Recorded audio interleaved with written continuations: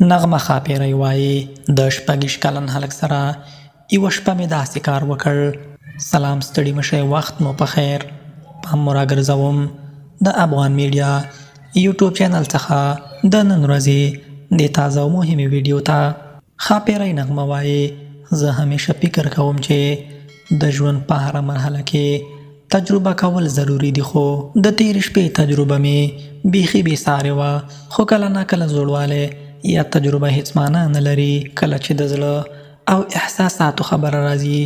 تېره شپه مې د یو 26 کلن هلک سره یو ځانګړې تجربه وکړه او دا تجربه واقعا له هر څه مختلفه وه. کله چې موږ سره یو ځای شو، د هر شي حس او خوند دومره قوي و چې تقریبا مې خپل ځان هیر کړ. د هغه ځوانۍ انرژي، بې باکۍ او جذبه دومره توده وه چې ماته یې د خوشحالۍ یو نوی حالات راوړی و. د هغه لمس، د سترګو نظر او ټول حرکتونه دومره طبیعي او جذابه و چې زړه مې د خوند نه ډک شو. زه نه غواړم چې یوازې په جسمي اړخ خبرې وکړم، ځکه دا تجربه روحاني هم وه. ما احساس وکړ چې له خوند او جذابیت نه علاوه زموږ ترمنځ یو ډول تړاو هم شته.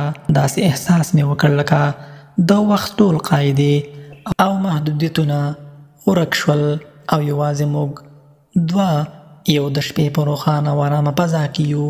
د دې شپې وروسته مې ځان ته یو نوی ډول ازادۍ او ژوند خوند محسوس کړ. دا تجربه نه یوازې د خوند او جذابیت وه، بلکې ماته یې وښودله چې ژوند باید د زړه په خوښه تجربه شي، پرته له دې چې د عمر یا ټولنې فکرونه محدود کړي. په پای کې زه په ډاډ سره وایم چې دا تجربه به مې هیڅکله هیره نه شي.